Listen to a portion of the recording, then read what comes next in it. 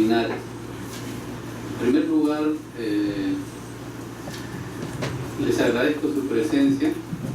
En realidad la evaluación de la ley es un tema todavía poco atractivo, es un tema que aún nos falta domesticarlo, ¿no?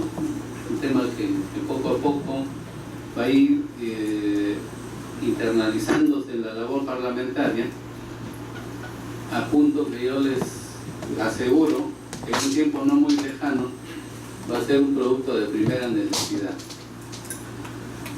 Quiero agradecer las palabras del doctor Jimmy Reinaga, bondadosas por cierto.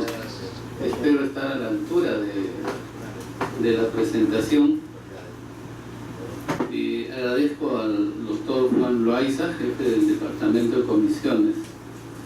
Ustedes saben que el Departamento de Comisiones es el capricho de mi corazón. Ahí empecé a trabajar y ahí volveré siempre en tanto Dios lo permite.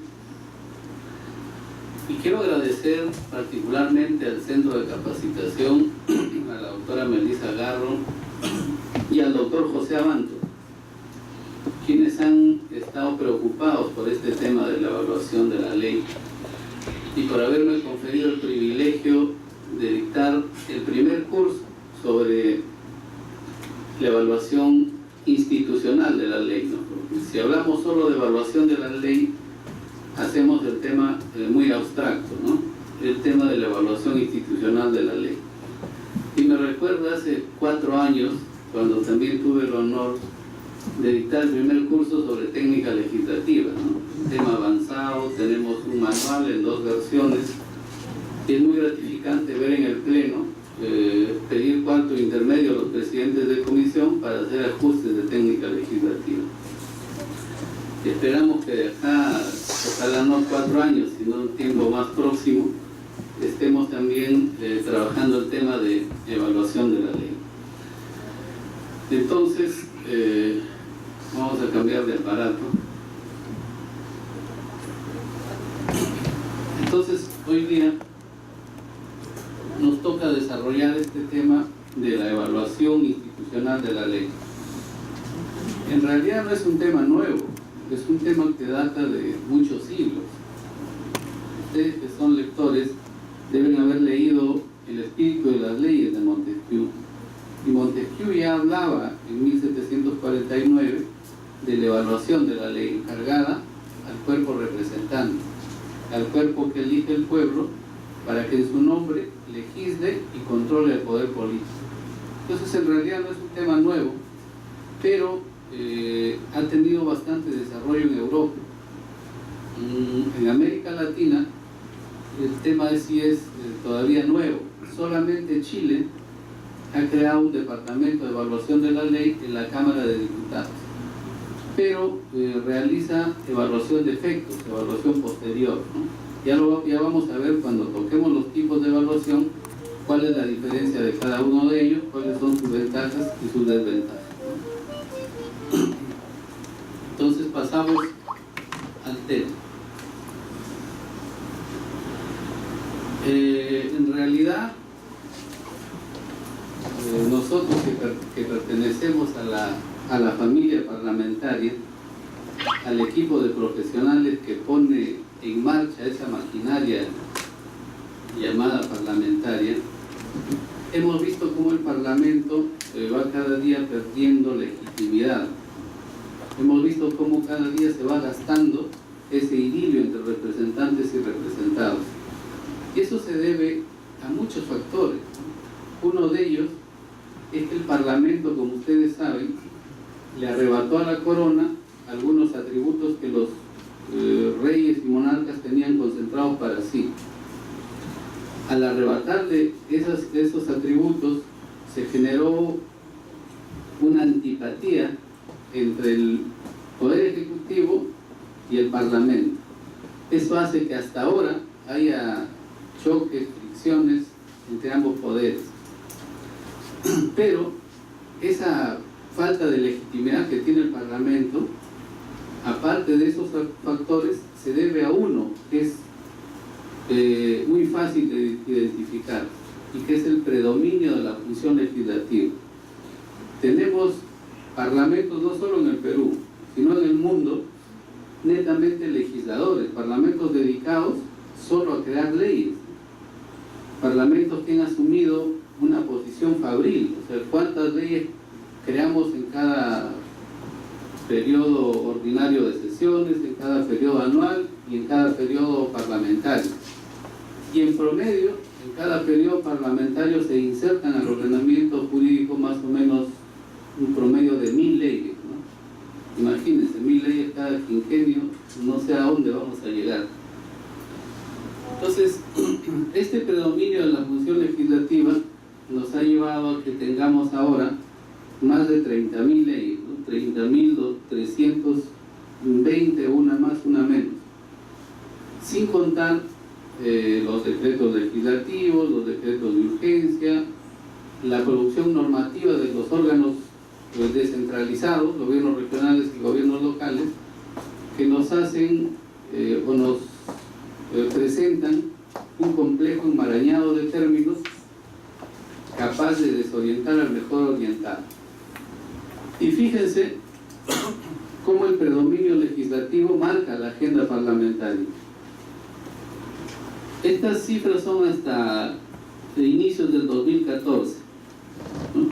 La función legislativa trajo consigo la presentación de 3.168 proyectos de ley, ¿no? Frente a 137 mociones por las cuales se discurren los instrumentos de control parlamentario. En realidad es una diferencia abismal, pero lo grave de eso es que de ese gran número de proyectos de ley que se presenta, un gran porcentaje son leyes declarativas. Si en promedio por cada periodo anual de sesiones se aprueban entre 90 y 120 leyes por cada periodo anual, es decir, de julio a diciembre y de marzo a junio, ¿no? Fíjense, en el año 95-2000, 17 leyes fueron declarativas, de todo el universo de leyes aprobadas. En el año 2001-2006, 53 leyes declarativas. En el año 2006-2011, 59. Y del 2011 hasta el 2014 ya iban 40 leyes. Es decir, si aprobamos 100 leyes, digamos, por cada periodo ordinario de sesiones, 40 son declarativas, imagínense, ¿no? Es decir, estamos llenando al ordenamiento de leyes simbólicas que en realidad no generan un impacto, un efecto de bienestar en los ciudadanos. Entonces ahí tenemos un problema y bueno, ahora que estamos en la primera vicepresidencia, estamos viendo cómo el número de proyectos de leyes declarativas sigue en crecimiento desmesurado y preocupante. ¿Y qué pasa con la agenda parlamentaria? Miren, si el mes tiene, digamos, 4 semanas, 3 semanas están dedicadas a la función legislativa. Entonces, 3 semanas del mes, los señores parlamentarios, los asesores, los especialistas, los secretarios técnicos están con la cabeza agacha, dedicados a la función legislativa, ¿no? Y tenemos solo una semana dedicada a la representación. Es decir, si antes las 4 semanas estaban dedicadas a producir leyes, hemos bajado un poquito la velocidad, ahora son 3 semanas. Entonces ahí surge la pregunta, ¿y el control parlamentario por qué no tiene su semana, ¿no? Entonces un poco que eso grafica cómo es que la función legislativa se ha apoderado de la agenda parlamentaria. Y entonces estamos todos dedicados, nos hemos vuelto una máquina de producir leyes. ¿Y cuál es el problema de ello, no? El problema de ello, si pasamos, redunda en un aspecto que es fundamental, en la legitimidad del Parlamento. Cuando nosotros decimos que el Parlamento tiene bajas cifras de aprobación ciudadana, estamos desatendiendo un aspecto que es muy fácil de notar. La aprobación ciudadana, la desaprobación ciudadana en sí no es al Parlamento en sí, sino es a la función legislativa, porque los ciudadanos sienten que por más importantes que sean las leyes que dicta el Parlamento, no le resuelven sus problemas. Si a un ciudadano le preguntan, oye, se ha promulgado una ley muy importante, ¿en qué te beneficia? Nada, no nos beneficia absolutamente nada. Entonces, esta encuesta es de enero de 2015. La aprobación del Parlamento estaba en 10%, ¿no es cierto? La aprobación del Poder Ejecutivo en 18%, la aprobación de la Presidenta en 18% y del Presidente de la República en 25%. Entonces el Ejecutivo siempre nos ha ganado en legitimación ciudadana, ¿no? El Parlamento siempre está abajo, ya está por ingresar a un dígito, y eso se debe a que el Parlamento sigue empeñado en legislar, en aprobar leyes. Yo siempre les cuento, cuando tengo oportunidad de dictar algún curso, una anécdota. Cuando fui a Colombia, conversaba con el secretario general de la Cámara de Representantes y me decía, mira, este es un problema que nos afecta a todos, ¿no? Colombia dice que aprobaron la ley de pérdida de dominio después de muchos años de lucha contra la corrupción y el narcotráfico. Y cuando se aprobó esa ley, todos pensaban que esa noticia iba a copar todas las primeras planas de todos los diarios y de la televisión. Pero en la madrugada de ese día tuvieron la mala suerte de que el presidente de la Cámara chocó su vehículo en altas horas de la mañana. Entonces al otro día, la noticia, ¿cuál fue? No fue el Parlamento aprueba la ley más importante, sino el presidente choca en circunstancias sospechosas su vehículo, ¿no? Entonces imagínense, a la ciudadanía ya no le importa la ley, ya no necesita más ley, ¿no? Entonces el Parlamento tiene que cambiar de centralidad política, tiene que trasladar su mayor esfuerzo a la función de control o a la función de representación, porque con la función legislativa está camino a desaparecer, ¿no? A extinguirse. Y lamentablemente la función legislativa ha fagocitado a las demás funciones, ¿no? Prácticamente los ha desaparecido.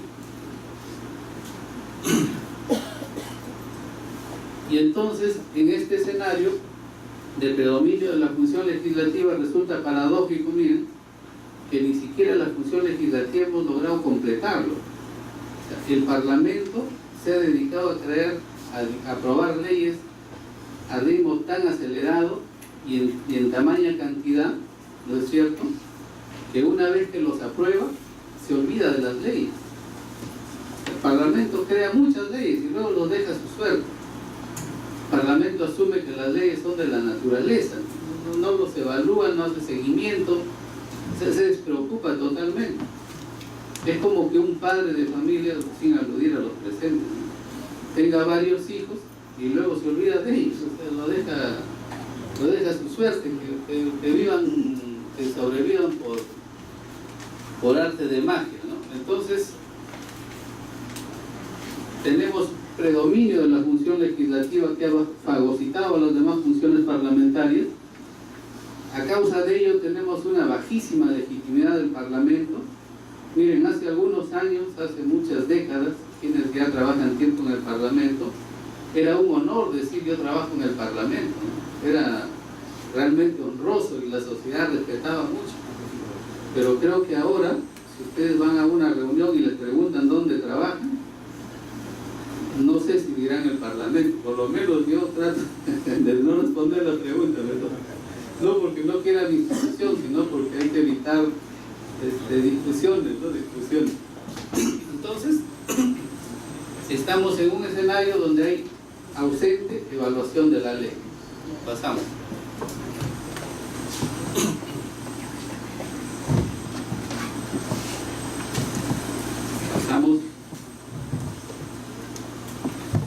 Pero antes de entrar a analizar el tema de fondo, siempre es necesario conceptualizar los temas, ¿no? Siempre es necesario partir de una base para saber de qué estamos hablando.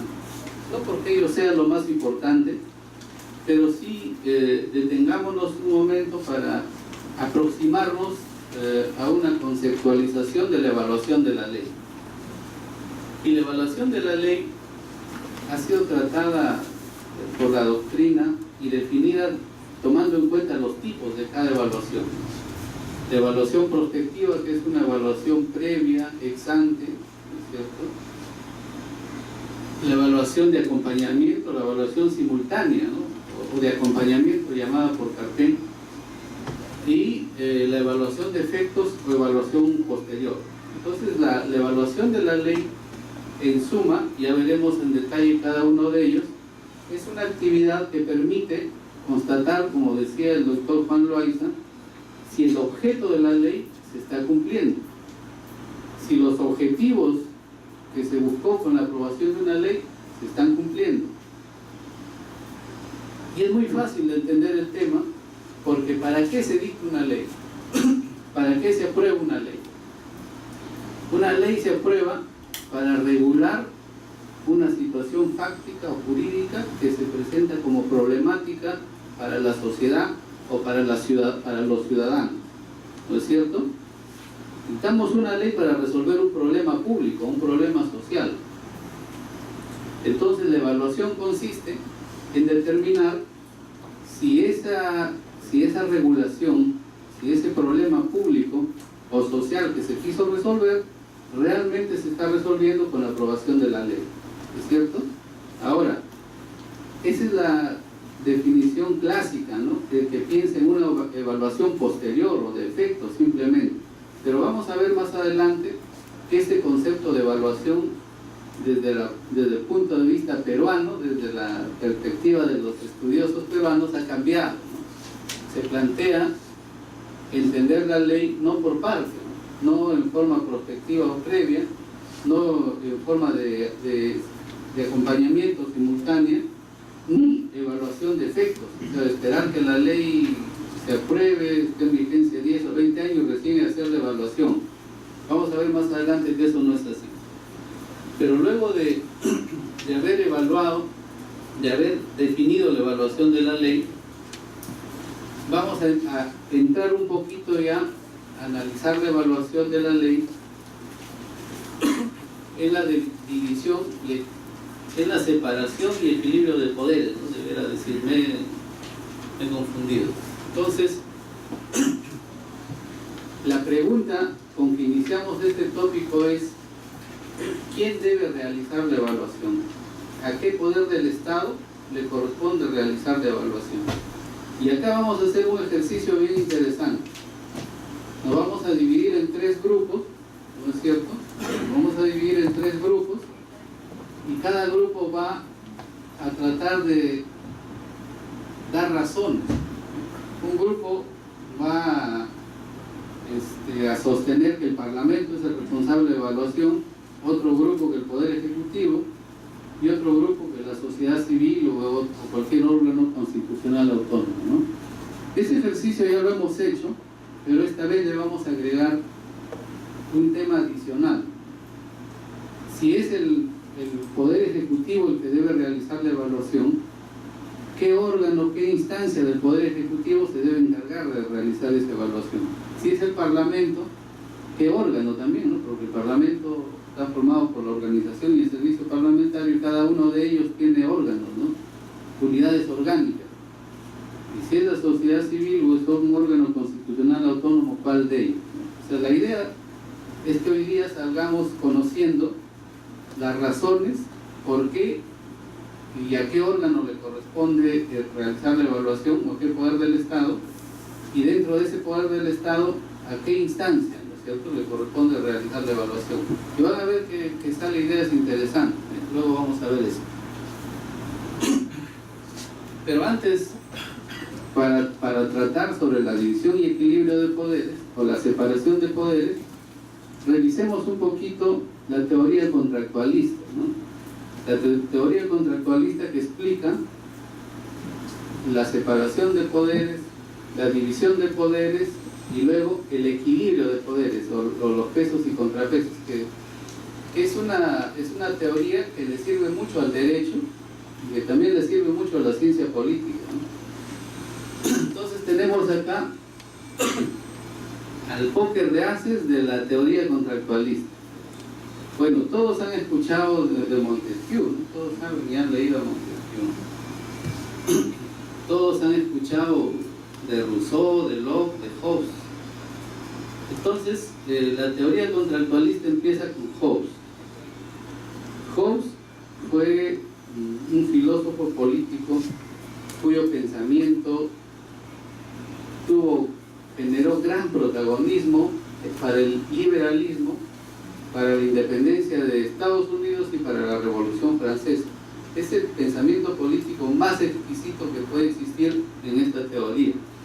Entonces, por ejemplo, cuando hablamos del contrato social, inmediatamente nosotros dirigimos la mirada a Rousseau, ¿no es cierto? El contrato social, Rousseau. Pero eso no es tan cierto. El contrato social realmente empieza con Hobbes. Y cuando hablamos de separación de poderes, inmediatamente hablamos de Montesquieu. Y tampoco es cierto. La separación de poderes empieza con Locke, ¿no es cierto? Y ahí están los textos en los cuales ustedes pueden comprobar y contrastar para que el profesor no les engañe. Entonces, ¿cómo empieza esta teoría? Dice Hobbes que en el estado de naturaleza, en el estado donde los hombres viven sin leyes y sin órganos, sin instituciones, en el estado de naturaleza el hombre es el lobo del hombre, ¿no? Entonces el hombre se atacan entre ellos y se destruyen entre ellos. Y bueno, fíjense que eso lo dijo hace muchos siglos, pero hasta ahora creo que se atacan hombres entre hombres, mujeres entre mujeres, hombres contra mujeres, todos contra todos. Y entonces dice Hobbes que el hombre tiene de ángel y de demonio, ¿no? Actualmente muchos tienen más de ángel y otros más de demonio, ¿no? Y viceversa. Y entonces propone Hobbes que el hombre tiene la necesidad racional de confiar su libertad y sus propiedades a un soberano o a una asamblea, ¿no es cierto? Para que pueda preservar su vida y su propiedad, tiene que confiar ese cuidado a un soberano o a una asamblea, ¿no? Ese es el pensamiento de Hobbes en el gran Leviatán, ¿no es cierto? Luego aparece Locke y dice, bueno, hay que confiar en un soberano, pero hay que separar sus poderes. O sea, no podemos confiarle todo a un soberano. Sucede con las chicas cuando se enamoran de una persona y entregan todo. Entonces Locke dijo, no, error. No podemos entregarle todo a un soberano. Hay que dividirle los poderes, las facultades. Y entonces Locke comienza a separar, ¿no? A difundir los atisbos de la separación de poderes. Y luego viene Montesquieu y dice, bueno, no solo hay que separar, bueno, hay que separar, sí, es cierto, hay que separar, pero no solo hay que separar, sino hay que equilibrar. Hay que darle equilibrio a esa división de poderes. Y cada poder debe cumplir una determinada función, ¿no es cierto? Entonces creamos un sistema de pesos y contrapesos, y Montesquieu tiene una frase muy espectacular: para que el poder frene al poder, ¿no es cierto?, hay que limitar el poder, y ese límite del poder lo hace el Parlamento, ¿cierto? O para no abusar del poder, que el poder frene el poder. Esa es la frase. Y luego viene Rousseau, que le va a agregar la teoría de la voluntad general, la voluntad general, y va a darle cuerpo y contenido teórico a la soberanía popular, ¿cierto? La soberanía popular como límite a los poderes absolutos del monarca y del soberano, defendidos por Maquiavelo y por Bodino, ¿cierto? Entonces, fíjense cómo esta teoría contractualista, con todos esos componentes, al final nos llega y nos lleva a la separación, división y equilibrio de poderes. Entonces, tenemos tres poderes. ¿Y cómo caló tan hondo esta teoría que los constituyentes ya no han creado más poderes? ¿No es cierto? Nos hemos quedado con tres poderes. Y lo que se ha optado por crear es órganos constitucionales autónomos. pero ya no poderes, ¿no? Antes había un poder electoral que fue suprimido, y bueno, fácticamente tenemos un cuarto poder, que son los medios de comunicación, pero desde la arquitectura constitucional y desde la ciencia política nos hemos quedado con 3 poderes. Y esos 3 poderes son el poder ejecutivo, el poder legislativo y el poder judicial. Y entonces ahí comenzamos a despertarnos del profundo sueño que estamos algunos, y comenzamos a determinar cuál es el poder del Estado que debe realizar la evaluación de la ley. ¿El poder ejecutivo, el parlamento o el poder judicial? Entonces, ¿qué les parece si nos dividimos en 3 grupos?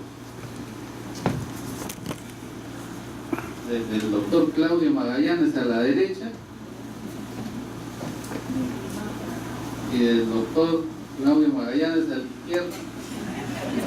Este va a ser el grupo A, el grupo B, y este de adelante va a ser el grupo C.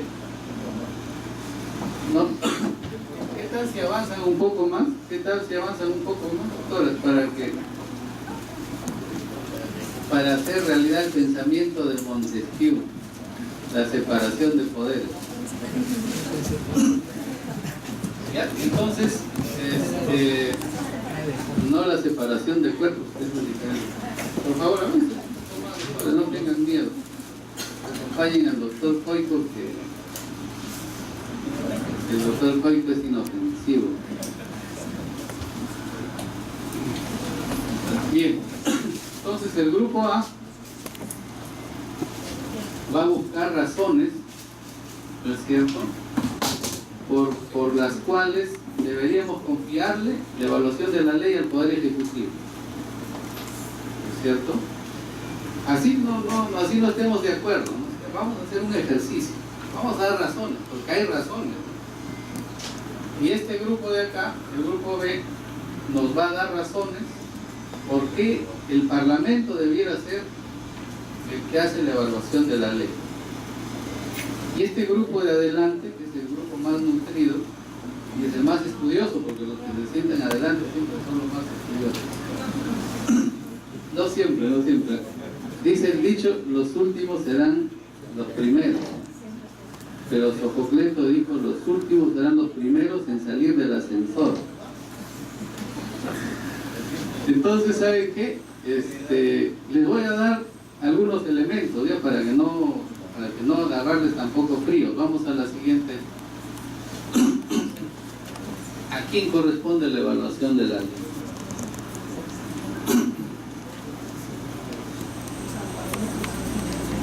Luego les voy a dar 5 minutos para que socialicen, ¿eh? para que argumenten. Entonces, ¿a quién corresponde la evaluación de la ley? Tenemos el Poder Judicial, que es finalmente el que aplica la ley para resolver conflictos de intereses o incertidumbres jurídicas. El Poder Judicial finalmente es el que escoge la ley del ordenamiento jurídico que resulte más aplicable y resuelve un conflicto de intereses o una incertidumbre jurídica con la ley. Tenemos ahí un buen candidato.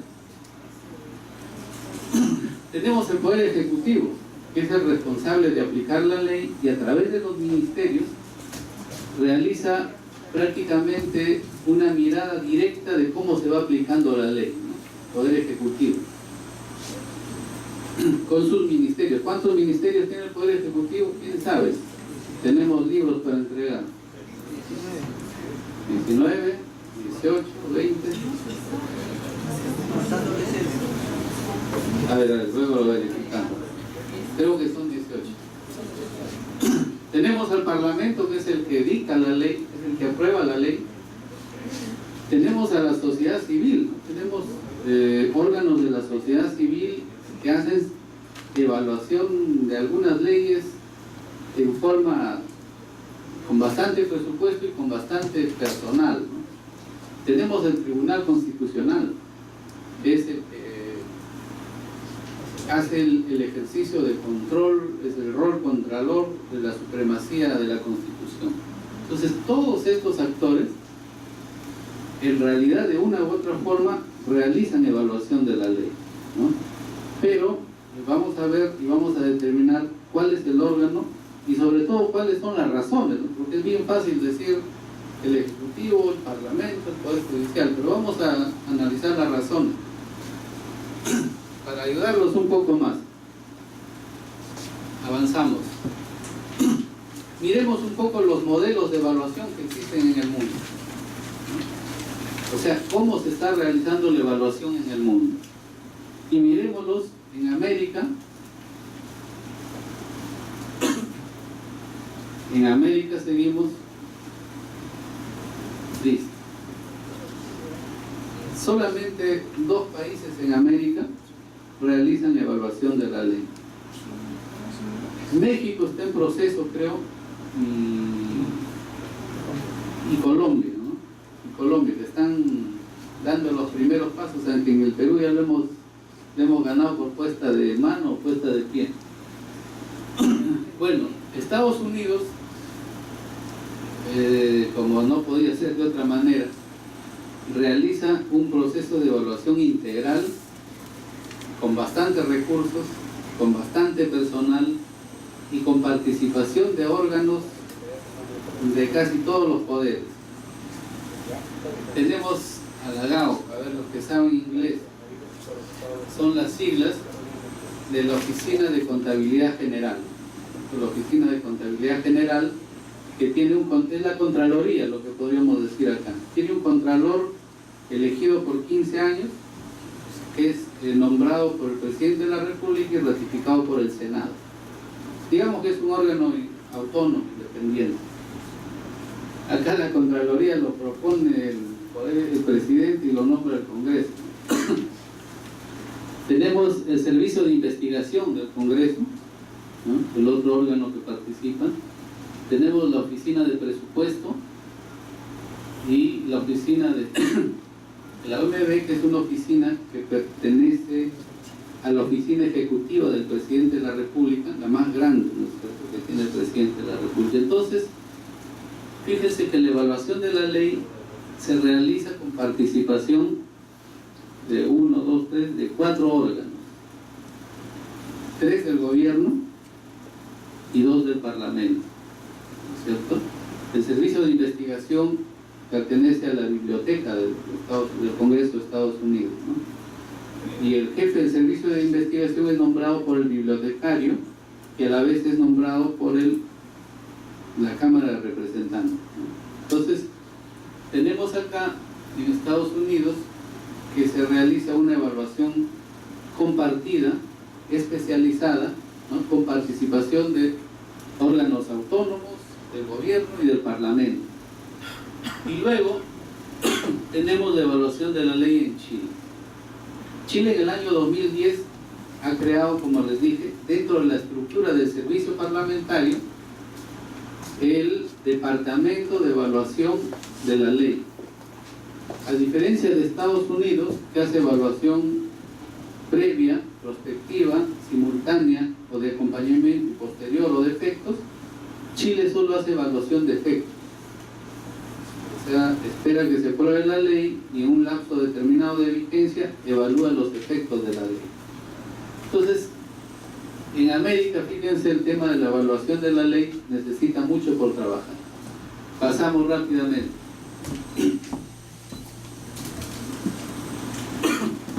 En Alemania hemos escogido los principales países, ¿ya?, para revisar rápidamente cómo se hace la evaluación.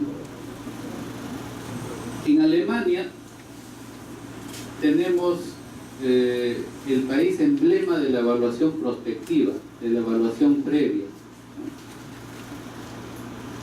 El famoso test de evaluación se llama el cuestionario azul, que deben haber escuchado ustedes quienes han estudiado técnica legislativa, ¿no? El cuestionario azul o test de problemática.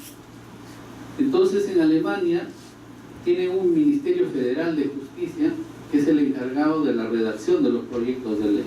Por lo tanto, hace la verificación de que se respete el manual de técnica jurídica. Miren, Alemania tiene un manual de técnica jurídica. Mira que se respete el cuestionario azul, los alcances del cuestionario azul, y mira que se respete la lingüística, ¿no? La buena redacción de la ley. Y participa allí en ese proceso la Sociedad de la Lengua Alemana. O sea, fíjense, la Sociedad de la Lengua participa en la redacción de las leyes para que las leyes tengan un lenguaje claro, sencillo, un contenido homogéneo, un contenido que sea fácil de entender por los ciudadanos. Y entonces Alemania, digamos que hace evaluación prospectiva o evaluación previa con mayor incidencia, pero completa todo el ciclo de evaluación, o sea, evalúa antes, durante y después. Es un modelo bien interesante. Y luego tenemos España, ¿no? España tiene, los proyectos de ley nacen del Ejecutivo en un 70-80%, es decir, si 10 proyectos de ley se presentan al Parlamento, digamos que 7 u 8 provienen del Ejecutivo y 2 o 3 del Parlamento. O sea, hay un predominio, hay un protagonismo legislativo del gobierno espectacular. Los proyectos de ley que presenta el gobierno se llaman proyectos de ley y las propuestas de ley que vienen del Parlamento se llaman proposiciones de ley, ¿cierto? Esa es la diferencia. Entonces, en España, los ministerios son los que elaboran los anteproyectos de ley y son aprobados por el Consejo de Ministros para su presentación al Parlamento. Y tienen ahí un instrumento de medición que es muy importante, que se llama la memoria de análisis del impacto normativo. Entonces, en esa memoria tienen mecanismos para evaluar antes y durante la aprobación de la ley. Pero España adolece de un sistema de evaluación de la ley, no evalúa la ley. Está igual que nosotros, y como nosotros mucho miramos el modelo español, estamos igual que ellos. Bueno, el Reino Unido sí tiene el famoso PCO, que es un sistema centralizado de redacción de la ley, y a través de allí se realiza la evaluación también en todos los aspectos. Tiene la unidad de impacto regulatorio y la unidad de escrutinio, ¿no? Entonces, Inglaterra, el Reino Unido también realiza la evaluación durante los 3 momentos. Luego tenemos Francia, que su evaluación está concentrada más en el Parlamento, ¿no es cierto? En la Asamblea Nacional participa también el gobierno, pero es una evaluación más parlamentaria, ¿no? Luego tenemos Suiza. Suiza tiene una oficina de control parlamentario de la administración. Es una oficina que pertenece al Parlamento, que es la encargada de la evaluación. Y Suiza tiene una característica fundamental cuando hablamos de evaluación de la ley. La Constitución suiza es la única que tiene dentro de sus normas como obligación de efectuar la evaluación de la ley y la evaluación de las políticas públicas, ¿no? Entonces, ahí el tema está bastante avanzado, bastante trabajado. Bueno, Italia tiene una oficina central para la coordinación de iniciativas legislativas, y la evaluación que hace el modelo italiano está basado en las cláusulas de evaluación, las llamadas cláusulas de evaluación, que nosotros acá lo usamos mucho, ¿no? Pero no lo conocemos así. Por ejemplo, cuando en las leyes agrarias, acá tenemos al doctor Coico, que es el mejor agrarista que tiene el Parlamento en estos momentos. Cuando se aprueba una norma, por ejemplo, y se dice la ley de seguridad alimentaria, ¿no es cierto? Aprobamos la ley de seguridad alimentaria y establecemos en un artículo que el Ministerio de Agricultura informará cada 5 años al Parlamento sobre los efectos de la aplicación de esa ley. Esa es una cláusula de evaluación, ¿no es cierto? Es una cláusula de evaluación que viene del modelo italiano y también del modelo alemán. En Italia y en Alemania mucho se usan las cláusulas de evaluación, que son los mecanismos que sirven para evaluar la ley. Acá en el Perú yo tengo alguna información en el libro que vamos a entregarles luego el día de mañana, en donde hemos hecho un recuento de las cláusulas de evaluación que se están usando en el Perú, que es un mecanismo interesante, ¿no? Y finalmente Suecia, que tiene un consejo de leyes, una unidad de evaluación e investigación parlamentaria. Es un modelo más que se divide. El Consejo de las Leyes pertenece al gobierno y la unidad de evaluación e investigación parlamentaria al Parlamento. Ahí la evaluación está compartida, ¿no? Lo hace tanto el Parlamento como el gobierno. Es un modelo compartido en menor escala al modelo compartido que dijimos de Estados Unidos, donde participan prácticamente 4 órganos, sin hablar del órgano centralizado que redacta los proyectos de ley. Entonces pasamos. Ya miramos un poco cómo se evalúa en América, cómo se evalúa en Europa, y miremos rápidamente cómo se evalúa en Oceanía. En Oceanía hemos mirado ahí en la evaluación por 2 aspectos interesantes, ¿no? Porque, por ejemplo, en Australia, la ESE se ha desaparecido. La Oficina de Asesoría Parlamentaria, que pertenece al Parlamento, que se encarga de asistir en la evaluación de la ley, ¿no? En la redacción y en la evaluación de la ley. Fíjense que ahí tienen una oficina que se encarga de brindar asistencia para redactar las leyes.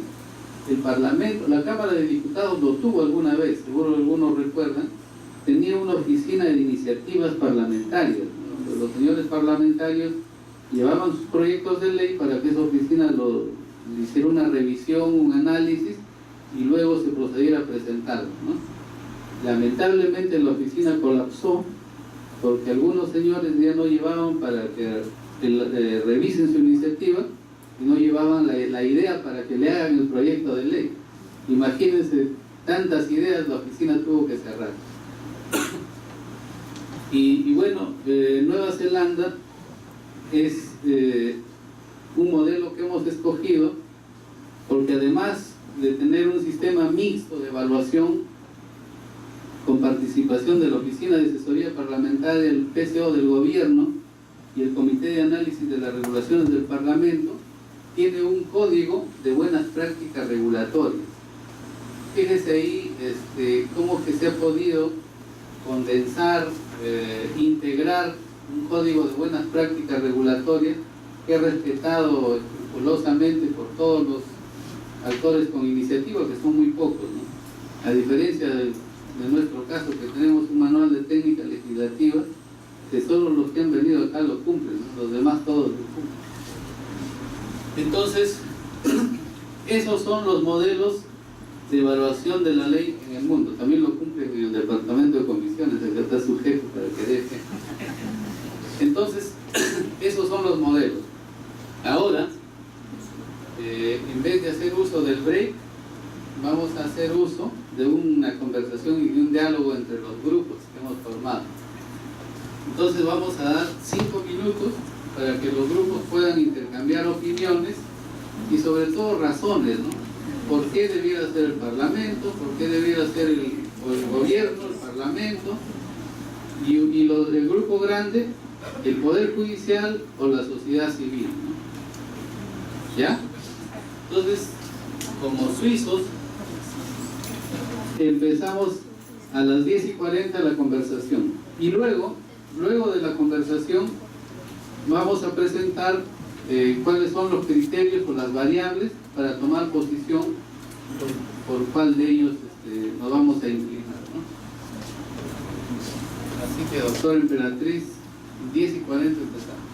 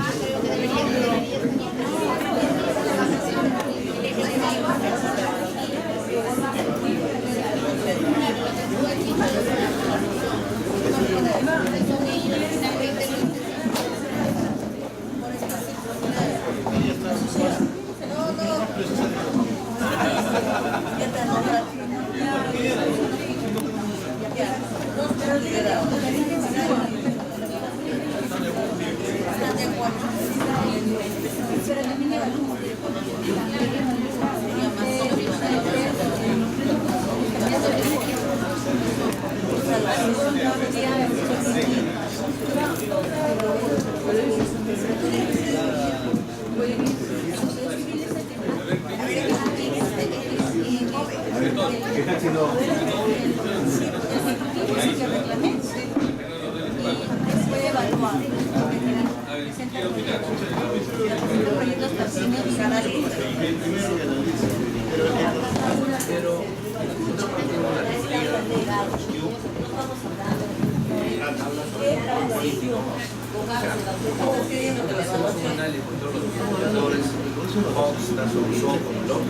La teoría que ellos plantean eso es judicial, tiene la esencia.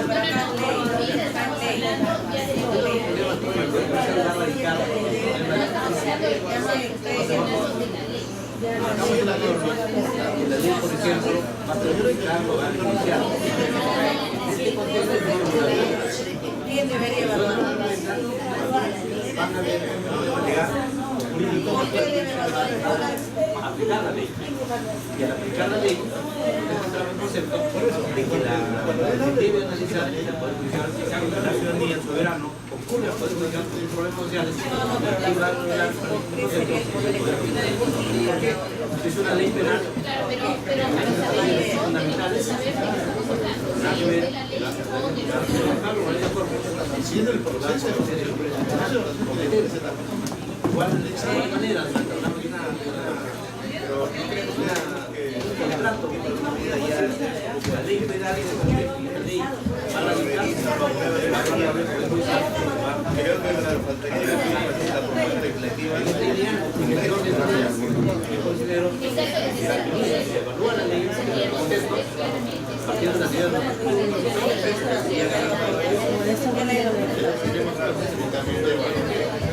la opinión pública dice que el Congreso está mal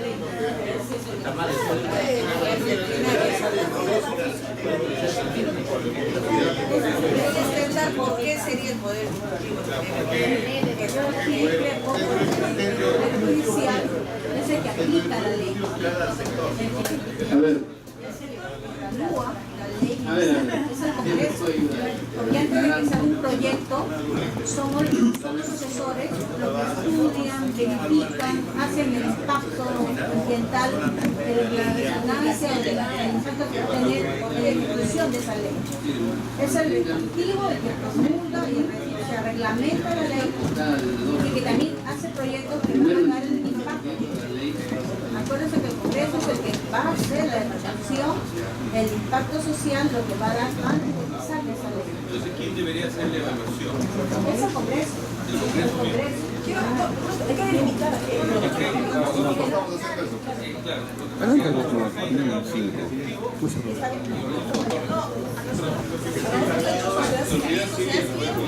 Tendremos que buscar o crear razones para sustentar que tiene que ser poder judicial la sociedad civil. La sociedad civil siempre es la sociedad civil que critica mayormente de que las leyes no son dadas con tan fiereza.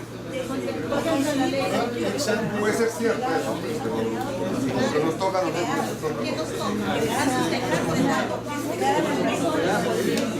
entendiendo para que sea Entonces, tenemos que dar argumentos principales para al margen de que yo también creo que es igual que tú, sí, pero eso es en otro grupo. Pero una de las razones puede ser como que se aplica, puede tener ya estamos centrados.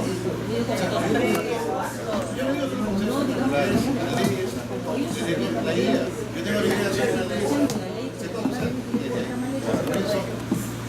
Bueno, pero eso ya está claro. Entonces, tenemos que entender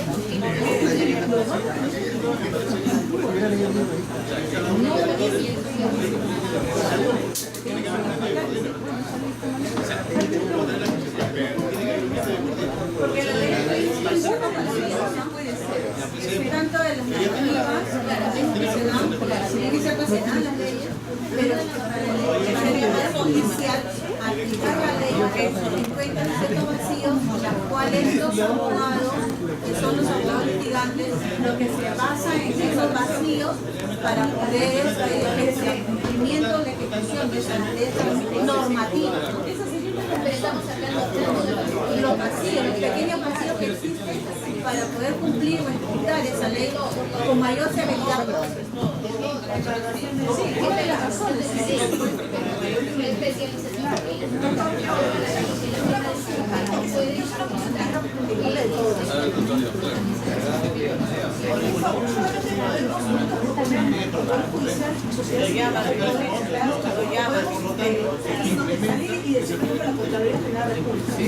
Por eso. Poder judicial ustedes encuentran razones de evaluación, lo debe hacer el Tribunal Constitucional, ustedes dan las razones.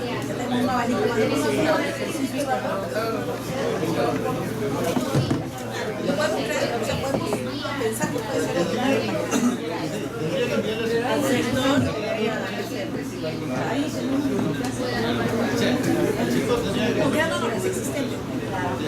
por ejemplo, en la SUNAT podemos ver que, por ejemplo, no se cumplen ciertas leyes de la son tributarias porque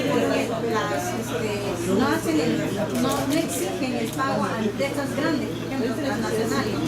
Depende de la asociación civil, no, es la nacional de evaluación que hace la sociedad. Si dice que estamos hablando de eso.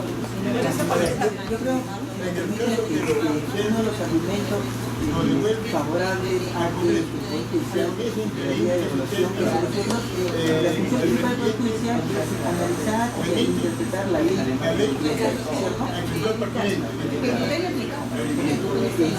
pero igual como sociedad, el Poder Judicial tiene la posibilidad de interpretar en base a esa interpretación de la ley, en el momento en que está de alguna manera resolviendo un tema judicial,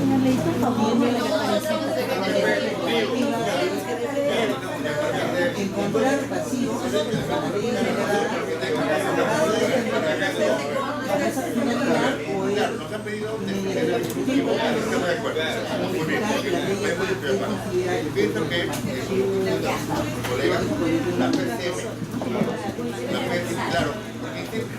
No olvidemos también que el Poder Judicial lo que hace también son los plenos jurisdiccionales, que cuando hay ciertos vacíos o hay mucha trascendencia de un proceso X, por decir así, esos vacíos son tomados en los plenos jurisdiccionales que se vuelven a nivel nacional como normativa interna para ejecutar o aplicar las normas en una trascendencia o con una reglamentación en general dentro del Poder Judicial. Los plenos jurisdiccionales son normativas internas. Es un efecto dentro del Poder Judicial.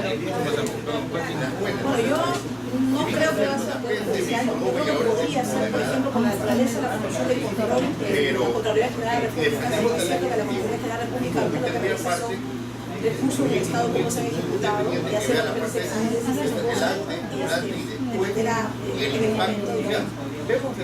podría ampliarse esas funciones de control ya no solamente a los recursos que gasta el Estado, la forma como lo ha ejecutado, se ha cumplido con ese recurso en los presupuestos de cada una de las entidades, sino que también pueda pedir información respecto a la regulación si ha funcionado o no ha funcionado, recabar información, por ejemplo, el nacional que no cumplieron, el Poder Judicial, qué cosas están mal, el Poder Judicial qué cosa cree que está mal, el nacional qué cosa cree que está mal, el Consejo de Poder cree que está mal, de otros órganos recabar información,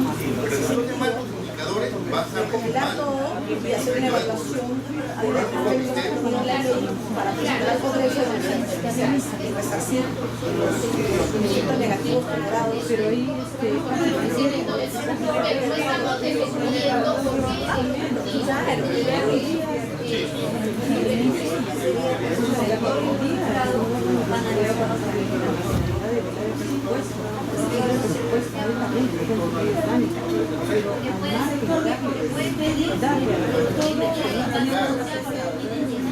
entonces vamos poniendo de acuerdo. Quedamos en especialistas. Ahora,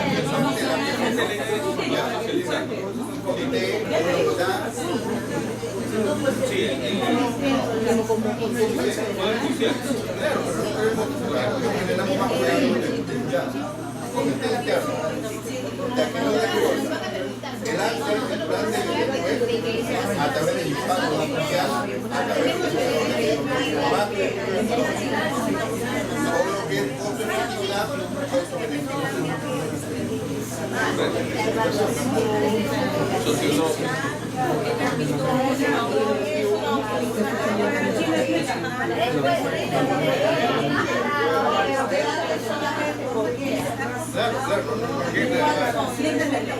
Controlada efectivamente por alguien.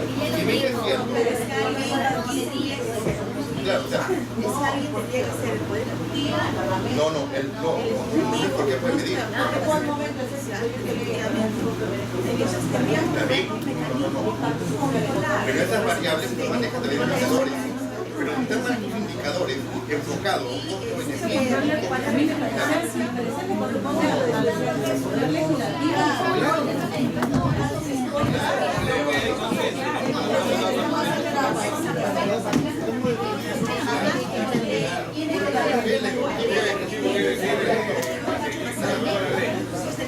Pero la parte que va a empoderarse es la PCM, ¿qué características debe tener para que no se Creo que no estamos haciendo el consenso en cuanto a tiempo. Ahora yo quiero hacer una propuesta adicional, la Defensoría del Pueblo. ¿Qué es la Defensoría del Pueblo? La ley no solamente se aplica a nivel judicial, no tiene otras implicancias. Por ejemplo, en Ecuador se dio una norma para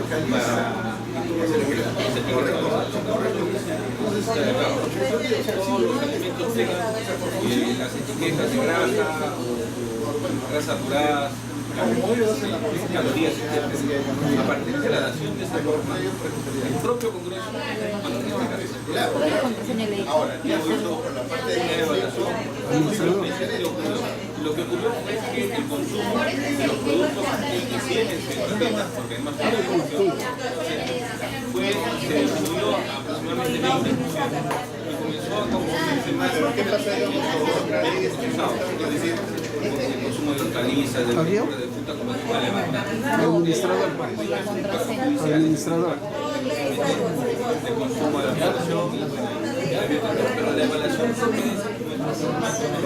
otra instancia, el Ejecutivo tampoco conoce. O sea, podría quizá calzar dentro de la Defensoría del Pueblo, que hace además también sus informes defensoriales y que recolecta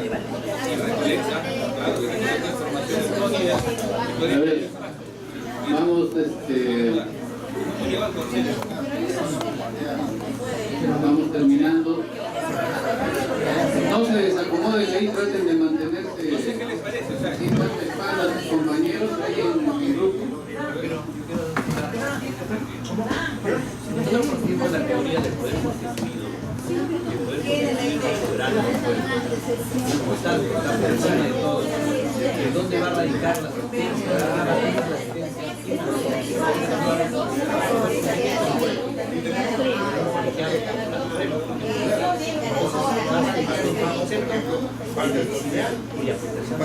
estamos evaluando la ley, ¿quién va a evaluar? La soberanía que exige al Poder Judicial o al colegiado. Tener un órgano colegiado como dice la cuestión del artículo 39, que la justicia emana del pueblo. Al hablar de ahí, ese principio, por racionalidad, con ponderancia, con yo me quedaría ¿quién evalúa la norma? El soberano y el poder. Álvaro, llame. Sí, el tema de poder judicial. Y acá, no sé qué.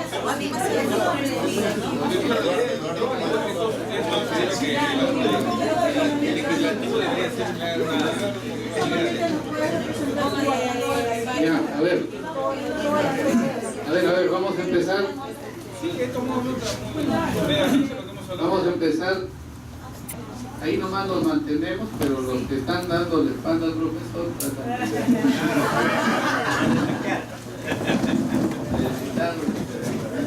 de miren la espalda, pero manténganse ahí nomás porque el debate va a ser muy interesante. Entonces, el mecanismo va a ser primero de exposición de razones. Cada grupo va a argumentar por qué debiera ser el órgano encargado de la evaluación, el gobierno, por qué debiera ser el Parlamento, y este grupo argumentará por qué debiera ser el órgano al que han arribado finalmente que debe encargarse de la evaluación. Supongo que nombrarán 2 representantes por grupo.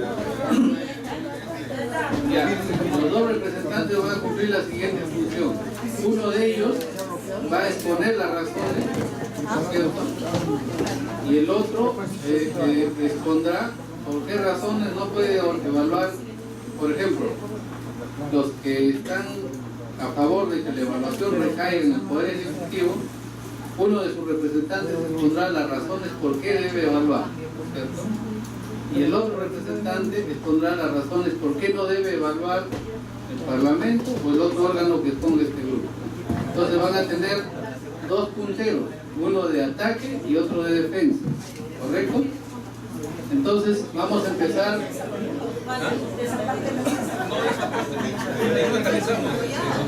Sorteo. Claro, pero conforme vayan escuchando, ustedes van a ir anotando las desventajas por qué debería evaluar el otro. Entonces, lo que sí tienen que tener identificados a sus delegados, ¿ya?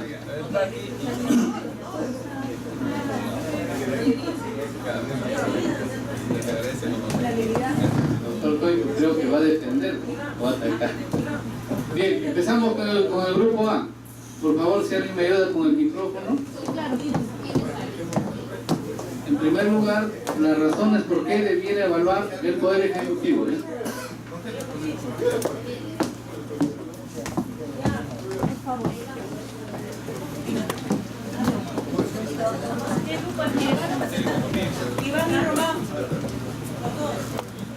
En representación del grupo A. Bueno, nos ha tocado de lo que es el Poder Ejecutivo. Básicamente, nosotros creemos y sostenemos que es el Poder Ejecutivo por una cuestión de especialidad. Porque en el proceso, como ya lo dijo el profesor, que ya ha disertado, se ve la parte ex ante, el proceso en sí y la parte ex post. Y la entidad que más conoce de cerca los problemas, las necesidades de la gente, de la población, etcétera, de los conflictos, justamente es el Poder Ejecutivo. Nosotros creemos que por una cuestión de especialidad, por ejemplo, el Ministerio de Justicia podría analizar las cuestiones de los códigos civiles, de los códigos penales, etcétera, y dar una alternativa. Igualmente la cuestión de los Ministerios de Seguridad Social, el Ministerio de Economía, cada uno por especialidad puede agarrar, analizar durante todos los procesos y dar siempre una alternativa. Ahora, pero no solo nos quedamos en la especialidad, también nosotros hablamos de que debe ser coordinado. Y debe haber un ente de coordinación en la PCM. La PCM debería ser un ente de coordinación con todos los sectores del Poder Ejecutivo, a la vez tener una unidad orgánica que sea la que evalúe en cada una de las etapas, anteriormente, la etapa ex ante, la etapa de acompañamiento y la etapa ex post. Creo que esa es la cuestión fundamental que nosotros pensamos que debe estar la evaluación en el Poder Ejecutivo.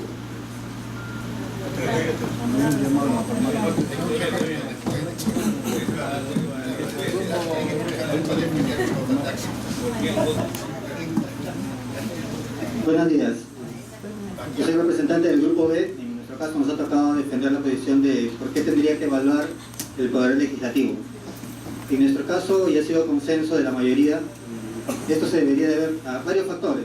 En primer lugar, a que precisamente el Manual de Técnicas Legislativas y el propio reglamento del Congreso ya citan en algunos articulados aspectos con respecto a lo que es la evaluación.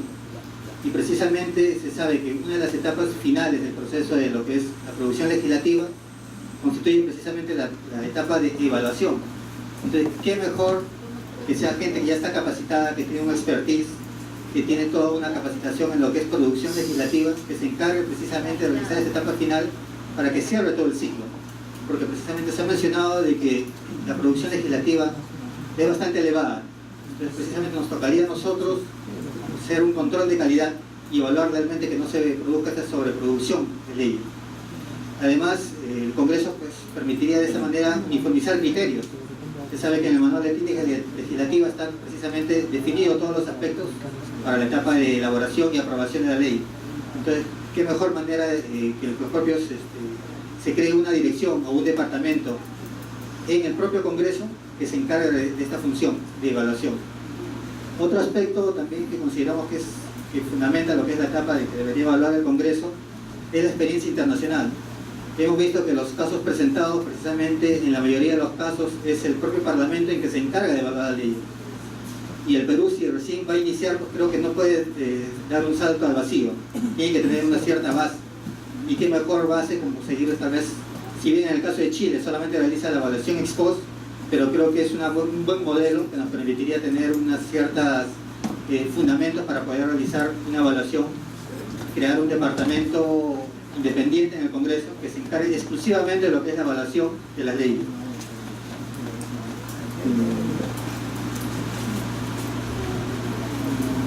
Y de esta manera creo que básicamente lo que vamos a poder ver es definir cada una de las etapas. Hemos mencionado que la evaluación pues, es ex antes, es el acompañamiento y ex post. Si nosotros realizamos una correcta evaluación desde el propio Congreso, creo que la producción legislativa pues, va a verse mejorada y no se va a producir esas leyes vacías o esas leyes que no tienen realmente mucho sentido en muchos casos.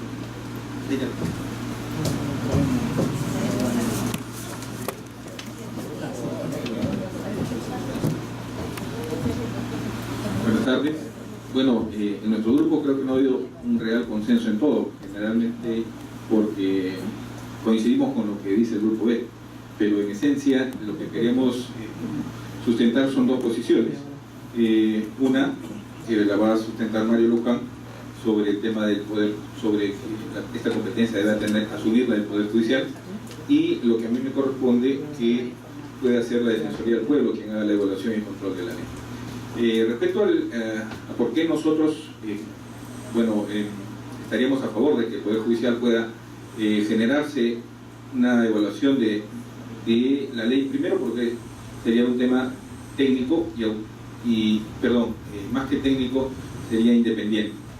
Independiente desde el punto de vista de que no solamente la ley se aplica para resolver conflictos a nivel judicial, sino que tiene un componente de solución de conflictos y un tema social, ¿no? Si nosotros hacemos la evaluación social, económico y de diferentes aspectos que no sería necesariamente en el Poder Judicial que tengan que resolverse, y por eso se había hecho la propuesta inicial también de la Contraloría General de la República, que podría emplearse una facultad, pero finalmente creo que la mayoría, si no todos, la mayoría optó por el tema de la Defensoría del Pueblo. Y bueno, la moción del Poder Judicial. Buenos días.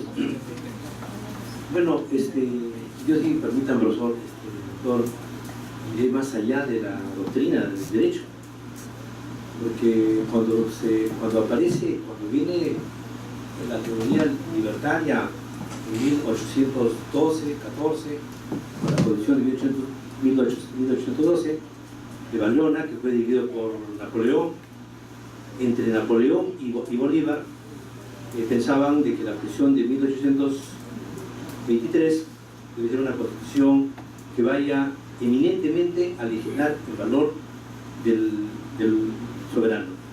Y tanto Montesquieu, antes que llegara Bolívar ya había leído a Montesquieu y a Rousseau. Entonces él hace una distinción y era un hombre que tenía una visión integracionista. Y de ahí tenemos el ejemplo como ya Estados Unidos, en el año 1914, 16, 17, con la Constitución de Filadelfia, ellos plantearon que la evaluación de la ley debía tener su constitución. Entonces ellos avanzaron en ese contexto, esa teoría política. Y si nosotros planteamos en nuestra realidad, en nuestras constituciones, tanto la del 23, del 26, el 26, la 28 y los dos protectorados, encontramos de que Bolívar siempre quería de que el pueblo sea el que oriente y que fiscalice el soberano. Entonces esa teoría me tomó la libertad, amparada en el artículo 138 y 77 de la Constitución 39, que la justicia emana del pueblo. Y de manera que el principio constitucional que radica y viene esencialmente constituido como lo diseña Rousseau y Locke, entonces podremos decir nosotros que están los tres poderes. Y los tres poderes se han radicado esta mañana en el primer poder del Estado, que es el Congreso, en tres grupos: poder ejecutivo, poder legislativo y el poder judicial. Entonces, yo podría decir con amplitud con error de equivocarme porque somos humanos, pues ¿quién tiene el control en tamiz de evaluar la ley? Es el pueblo, el soberano, mediante el Poder Judicial. ¿Por qué el Poder Judicial? Porque el Poder Judicial es un ente colegiado que son eminentemente técnicos. Han estudiado la valoración de la ley, la interpretación de la ley, la interpretación jurídica, la interpretación de la Constitución y todo un concepto de análisis y razonamiento jurídico, sobre todo en la argumentación. ¿Qué significa con esto? Significa de que tenemos que partir la teoría constitucional y evaluar la ley. Un pensador inglés decía que el Perú tenía muchas leyes, lo que me ha hecho recordar el profesor en la mañana, miles de leyes, pero solo faltaba una ley para que la ley interprete la propia ley. Dicho este contexto, entonces yo considero modestamente que el control, la evaluación de la ley lo tiene el Poder Judicial mediante la voluntad popular del ciudadano, la sociedad civil. Ese es mi concepto. Creo, no podemos equivocarnos, pero somos humanos, pues. Pero estamos en un ejercicio de signosis dialéctica y sobre todo aplicando la filosofía del derecho. Interpreto yo, sobre todo, al análisis jurídico y a la evaluación de la ley, porque en el pueblo, cuando ven las sentencias, el pueblo vapuleado, tanto el Poder Judicial como el Congreso, los dos entes son los que más sufren. ¿Por qué? Porque la sociedad sufre en carne propia las sentencias o los problemas que hay. Muchas gracias.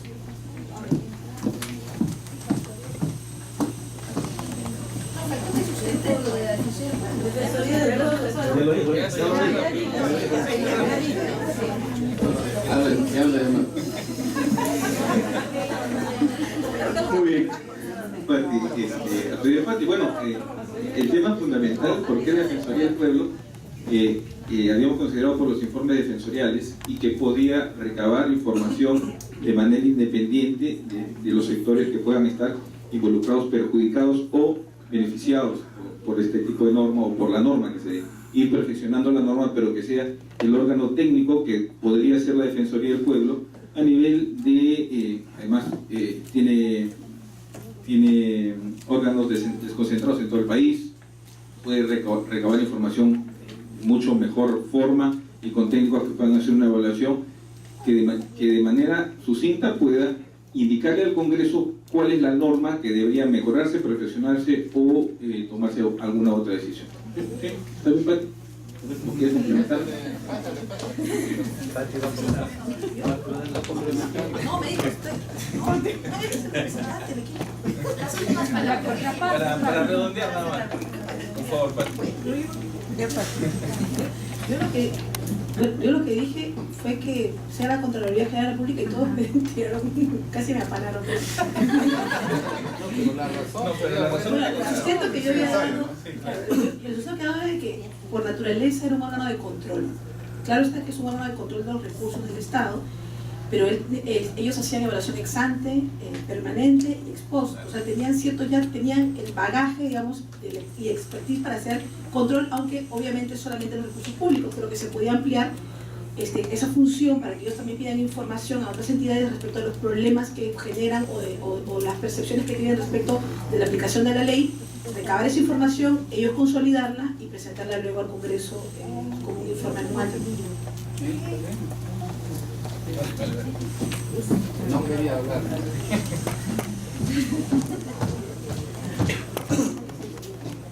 Bien, entonces vamos a avanzar. En realidad bien interesantes los argumentos. Yo que ya estudié un poco el tema, ahora sí ya me confundieron. Ya no sé cuál debe evaluar, porque todas las razones son convincentes, son interesantes. Me pareció muy interesante el tema de la especialidad, ¿no?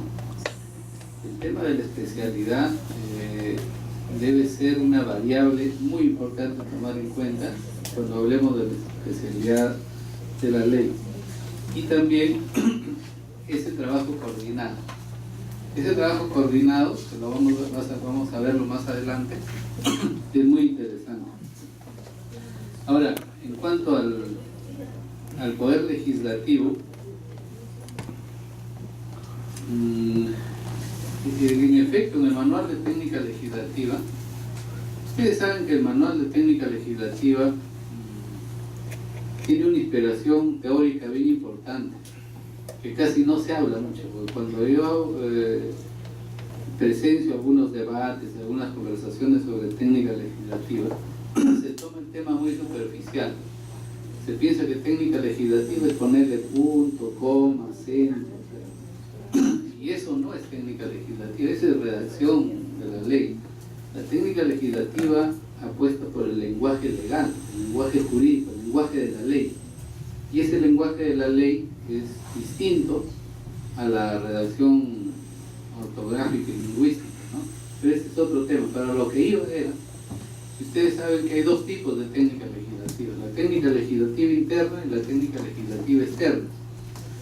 La técnica legislativa interna es la clásica, es la que predomina en el mundo y consiste en ponerle atención solo al contenido de la ley, al texto normativo, ¿no es cierto?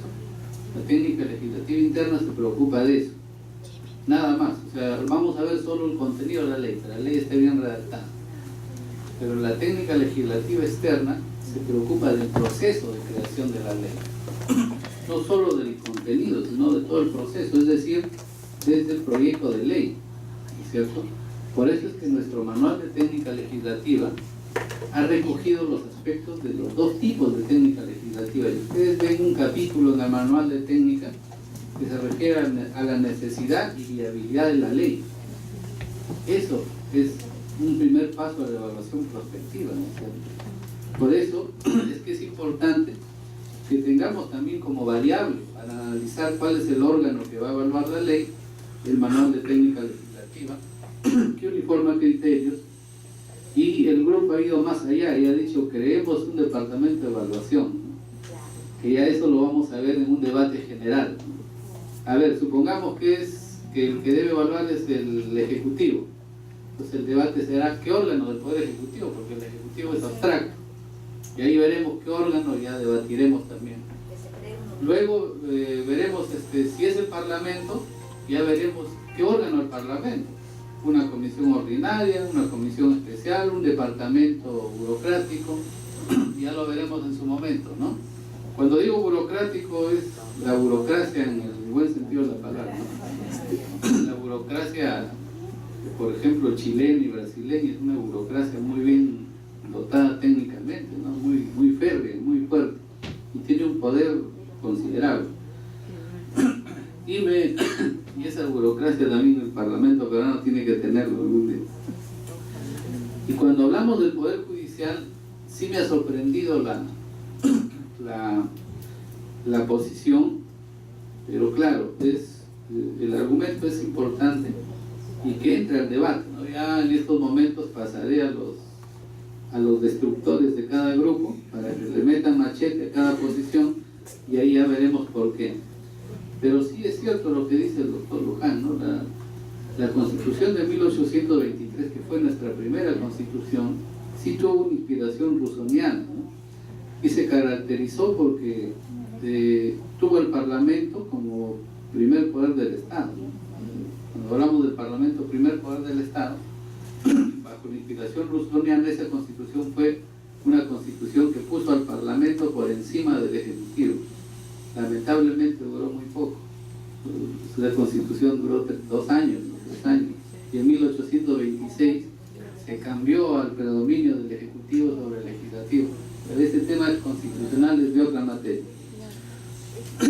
Y la Defensoría del Pueblo, la verdad que no lo había tenido yo en mi catálogo de instituciones que podrían evaluar, pero en efecto la Defensoría del Pueblo realiza informes no vinculantes, pero jurídicamente no vinculantes, pero en la práctica son vinculantes, ¿no? Porque obligan el actuar de la administración y obligan el actuar de los poderes del Estado, ¿no? Y depende mucho de cómo se pongan esos informes. Entonces, además, como lo dijo el doctor Coico, tienen infraestructura a nivel nacional, porque ya les voy diciendo, la evaluación de la ley, para que sea eficaz y sea efectiva, debe contar con la participación ciudadana. Si vamos a pensar en una evaluación burocrática de oficina, donde 4 o 5 iluminados se pongan a evaluar la ley, esa evaluación no sirve de nada. Entonces la evaluación real, buena, efectiva, la útil, tiene que tener contar con la participación ciudadana. Es decir, ¿para quiénes se crea la ley? ¿A quiénes va dirigido? A los destinatarios de la ley. Entonces hay que preguntarle a los destinatarios de la ley si una ley le favorece o le perjudica. No vayamos a hacer como ese mexicano que dice, bueno, la ley no me favorece ni me perjudica, sino todo lo contrario. Entonces vamos a pasar el micrófono nuevamente al grupo A, para que la persona que va a hacer uso de la palabra nos diga por qué razones no debiera evaluar el Parlamento y por qué razones no debiera evaluar el Poder Judicial y la Defensoría del Pueblo o la Contraloría.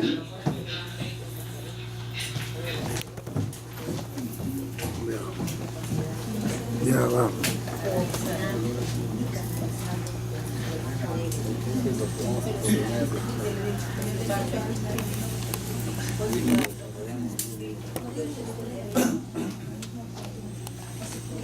A ver, el grupo...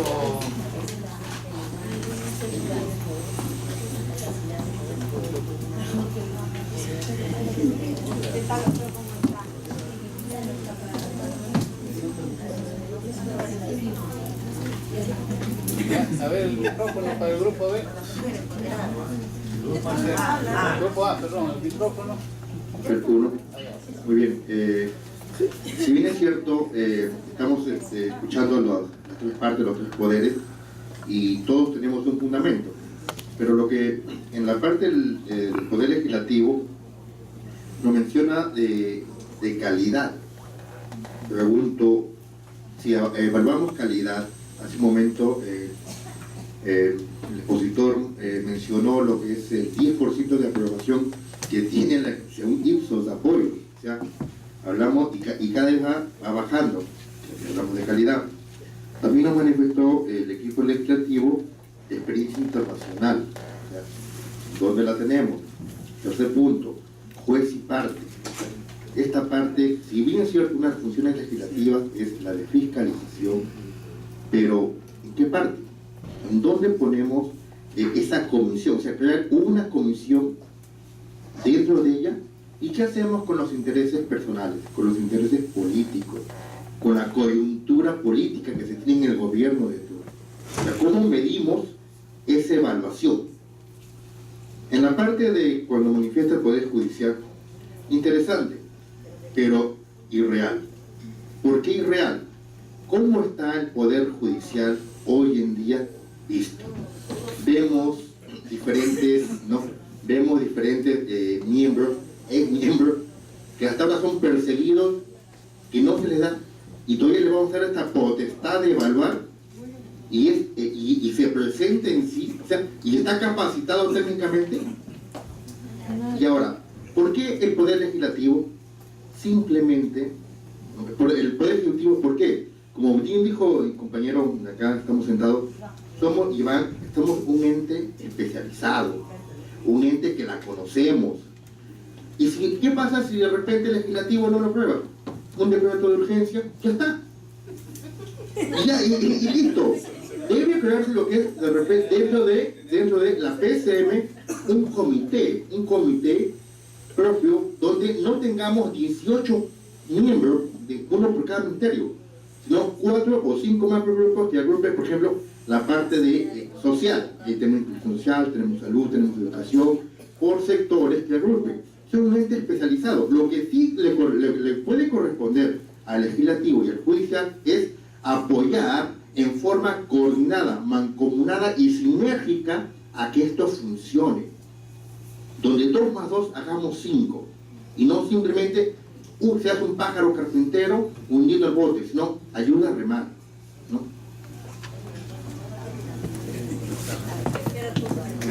Claro, acá. En conclusión, como dice mi compañero, el Ejecutivo, última instancia, si medimos evaluación a partir de esta parte y entramos a lo que es consulta amigable, medimos un PPR, proyecto por resultado, gestión por resultado, y esa tendencia tenemos al plan bicentenario del 2021, díganme, entonces, ¿quién es el mejor preparado hoy en día, sin intereses personales, si no es el Ejecutivo? Por favor.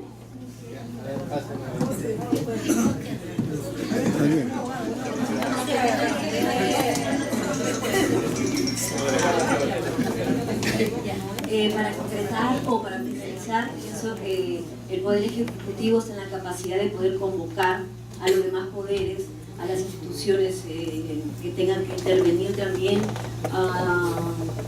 y poder, por el mismo poder que tiene, que ejerce, está en la capacidad de hacer la evaluación de las leyes.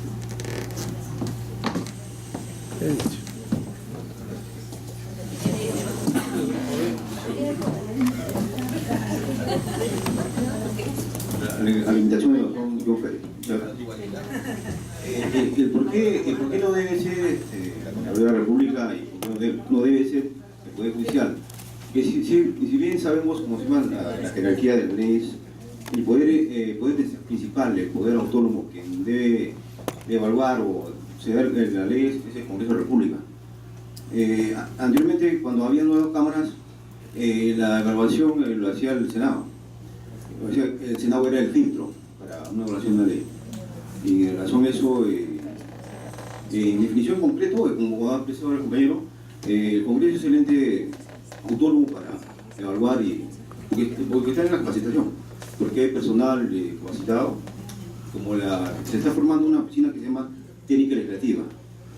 Y la verdad que gracias a ellos, gracias a un grupo de personas que trabajan ahí, mayormente son lingüistas, mis respetos a ellos, y claro, es como un filtro, ¿no?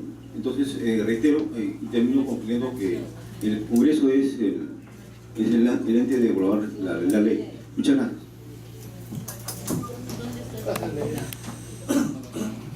Bueno, yo quería en relación al Ejecutivo, que no lo podían ver porque ellos tienen una carga harta de leyes, no solamente de leyes, sino de otros dispositivos, y muchas de las cuales hasta la fecha, desde el año 2000, no son reglamentadas. Entonces ahí encontramos una deficiencia. Imagínense si no pueden reglamentar una ley desde el 2000, cómo pueden evaluarla y luego hacer un seguimiento posterior. Y bueno, con respecto al Ejecutivo también me parece que mencionaron que el legislativo no podría ser por intereses políticos, ¿no? Pero sabemos que el interés político principal está en el Ejecutivo, ¿no? Entonces, ¿cómo podrían también ellos hacer una evaluación? Sí, puede ser parte también, sería lo mismo. Me parece que ahí no... Y cuando yo mencioné lo de calidad, precisamente lo de calidad entraría a tallar lo que es la evaluación de la ley. Entonces, si ahorita está deficiente lo que es la producción legislativa, la evaluación de la ley permitiría pues mejorar, hacer más efectiva esa producción. ¿Sí?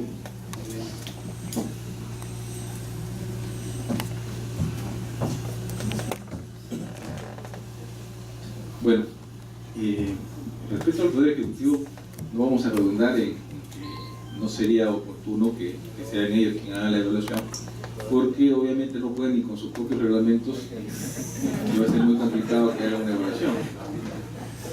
Sí.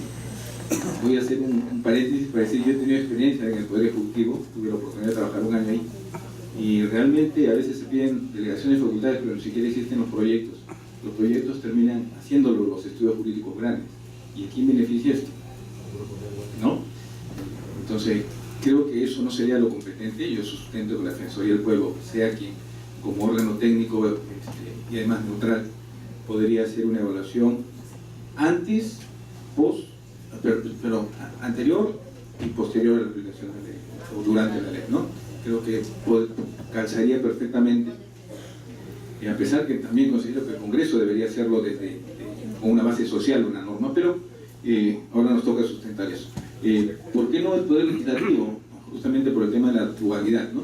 Es el Legislativo quien da estas normas que posteriormente tiene que evaluar, y por eso nosotros sustentamos que sea un organismo técnico. Hemos evaluado varios, la Contraloría General, el Poder Judicial, y parte de la condición de este grupo es que sea la Defensoría. ¿Alguien más? Bueno, es muy interesante las posiciones. Bueno, yo tengo que partir de una teoría de replantear mi teoría. Obviamente, el Poder Ejecutivo, poder legislativo, me dicen de que el Poder Judicial está muy corrupto. Entonces, es una teoría que se llama el voz populi, voz Dei, voz del pueblo, ley de Dios, en derecho romano. Las teorías se han dado y la humanidad está enferma, diríamos todos acá, que es un problema social. Si nosotros tenemos la teoría de Conte, la sociología, llegaríamos entonces a interpretar que todos estamos enfermos acá. Pero si nosotros hacemos un análisis de epistemología, ya yendo más allá de la filosofía, yo tengo fe que todos los que están acá somos seres humanos que podemos ir por el camino del bien y apuntar el bien, y no todo está perdido. Entonces, histológicamente, filosóficamente, creo en la persona humana como ser supremo del Estado. Yo confío en ustedes, tengo fe en ustedes. Entonces, yo creo que por naturaleza de acción, el poder legislativo no podría evaluar la ley porque no puede ser juez y parte. Sería una cosa tal vez como un laboratorio que puede haber interno, sí, pero no podría ser juez y parte, me parece a mí. Y en cuanto al Poder Ejecutivo, estaba recordando que en el 2012, cuando era ministro de Salud y congresista el doctor Solari, había sacado una ley muy importante sobre la ley de los seguros, por ejemplo, y que los seguros a los trabajadores no los cubren en cuanto a vitaminas, unas cositas que son tan esenciales, no las son por eso de la epistemología. Entonces decimos esa norma, si el Poder Ejecutivo no ha reglamentado esas que son esenciales en cuanto a la salud humana, a las personas, cuánto nos enfermamos psicológicamente o el estrés que vivimos actualmente. Entonces es un punto de partida humano. Si nosotros miramos de allí, entonces vemos que el Poder Ejecutivo, si no ha podido reglamentar esas normas y tenemos leyes de ley y un Poder Ejecutivo nos pide que al Poder Legislativo pide que se le den facultades para legislar y le damos en cantidad. Ustedes ven que todo de la República de 1823, el día de hoy, facultades. Es decir, ha ido empeorando cada día más. Y en cuanto al otro, al poder si el Poder Judicial tiene, yo me inclino porque el Poder Judicial pues lo hago por la especialidad. Ahora, acá mi colega tiene mucha razón, pues. Si nosotros miramos, hace Suiza ha cumplido 218 años, 220 años de la teoría del Endullman. Me refiero a la defensa del pueblo. Entonces la defensa del pueblo era nombrado, era el hombre más destacado, el defensor del pueblo era una figura respetadísima.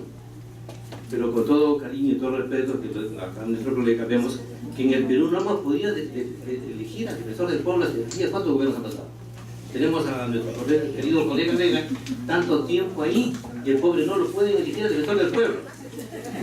Entonces, entonces decía que no es el problema de las instituciones, es el problema del hombre. Y Rousseau decía que el problema es institucional. No es que las instituciones sean malas, sino que nos falta mejores cuadros, pues, mejores. Por ejemplo, aquí en el Congreso trabajamos una crítica constructiva.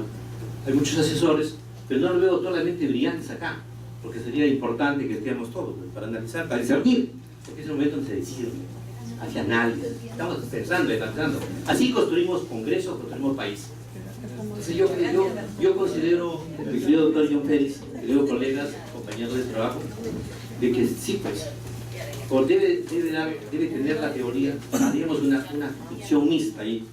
El Poder Judicial y el Defensoría del Pueblo podrían ser los dos entes de la sociedad civil que hay detrás.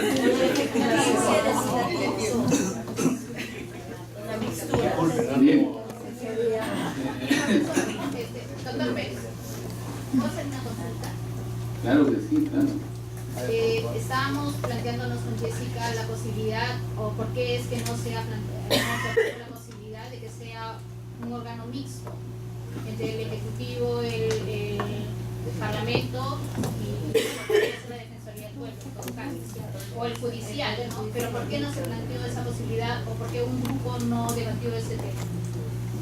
Buena pregunta, pero la idea era tener razones a favor, argumentos a favor, argumentos en contra, y luego vamos a vamos a ver, les voy a presentar algunas variables, algunos datos objetivos que nos podrían llevar a tomar partido por uno, por otro, o un sistema mixto, como dice la doctora Ana María Vidal. Pero en realidad el debate ha estado muy interesante, buenos argumentos. La teoría del pájaro, por ejemplo, carpintero, me ha parecido muy aleccionadora. La teoría de la enfermedad terminal del doctor Luján, por ejemplo. Él nos enfermó a todos. Pero en realidad lo que dice es muy cierto. Hay un cientista político argentino, que seguro ustedes lo han leído, Guillermo O'Donnell, quien dice que efectivamente hay que afinar los controles porque vivimos en una sociedad donde no podemos presumir que todos son pillos, pero tampoco podemos afirmar que todos son ángeles, angelicales, ¿no es cierto? Entonces es importante la reflexión filosófica política del doctor Luján. Vamos a ver algunas variables que nos pueden ayudar a tomar una determinación, y ya con esto terminamos rapidito. Unas variables para determinar cuál es el órgano que debiera hacer la evaluación de la ley. 5 minutos, pero terminamos porque todos tenemos que hacer. Hay 3 variables, ¿no? Yo sé que presentamos todos. Miren, hay 3 variables para determinar cuál es el órgano que debe hacer la evaluación de la ley. La primera es la forma de gobierno. Cuando hablamos de forma de gobierno, entendamos que nos referimos a la forma o a la lógica que sigue la constitución del poder.